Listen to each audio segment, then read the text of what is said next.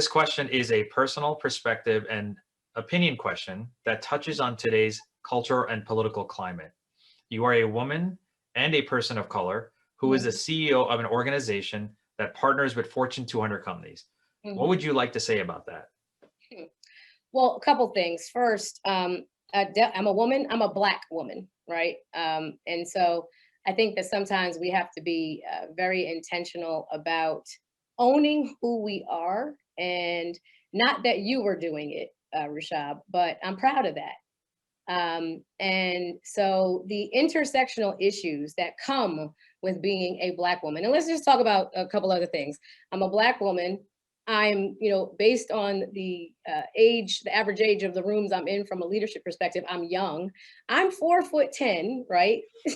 So, like, all the things that people might say, oh, that's not good, based on what leadership characteristics usually are. Yeah, I'm kind of like on the other side of the line.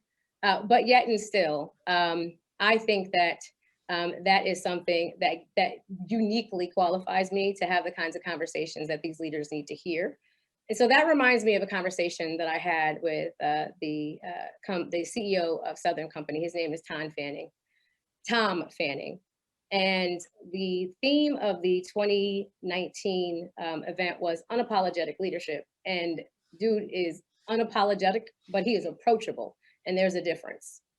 He's really down to earth. He's committed to treating every employee fairly and allowing each person to realize their full potential. And part of my full potential is leading, and not leading as a woman, not leading as a Black woman, but simply leading. On the opposite side of that coin, however, I am well aware that women like me, like Stacey Abrams, a politician, a lawyer, voting rights activist in Georgia, who is like the center of all things powerful, like Dolores Huerta, an advocate for immigrant and Latino rights in the United States, like the late Wilma Mankiller, who was the first female chief of the Cherokee Nation. These women, myself, and many, many, many more are considered rare. Truth is, we are the norm when people open their eyes, ears, and hearts to see us. We are the norm if people will look at our talents and not our gender, our skin color, or our height, but look at our abilities and look at how effective we are. We are the norm when you look at it that way. So you brought up that usually in a room full of CEOs, you are Mhm. usually one of the youngest. So you identify yourself as a millennial. Yes, What, sir. yeah. What advice do you have for any aspiring executive and or entrepreneur Mhm. that is in the fairly young age spectrum? The advice that I would offer is, one, understand and give a lot of attention to your purpose and what your power is, right? Because without understanding those two things, you really can't be effective. Um, Own the fact that your purpose will change over time. It will be added to along the way. You may accomplish certain things.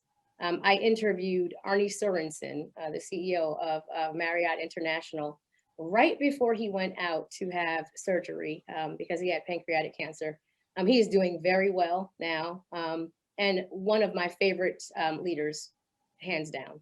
Without understanding your purpose and without being able to attach your passion to that, you're not going to be able to feel good about the work that you do, and you're not going to be able to draw others in who are destined to do that same work. So first things first, before you identify a company to go work for, a department in which you're going to take over, understand your purpose, understand your passion. And I would also say that be kind, right? You never know, and especially in this environment, you never know what people are going through.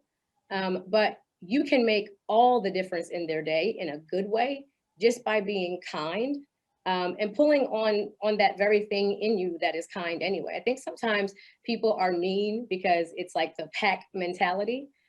Go against that. Be kind, and you will start to create a group of supporters, of people that when you're not in the room, they'll have nothing but great things to say about you. When you're not in the room and there's an opportunity for you that you never dreamed you'd get, that they will be putting your name in the hat to be able to take it on. So I would say understand your purpose, your passion, and how they're aligned, and be kind. That is advice I would give to anyone, no matter if you work in the mailroom or if you are the chair of the board for a publicly traded company. Carolyn, keep up the amazing, great work that you and Diversity Inc. are doing. You all are change makers and making an impact in this world. And with that, I really want to thank you for being a guest on the Business 360 podcast. Thank you for having me, Rashab. Take care. Have a great day.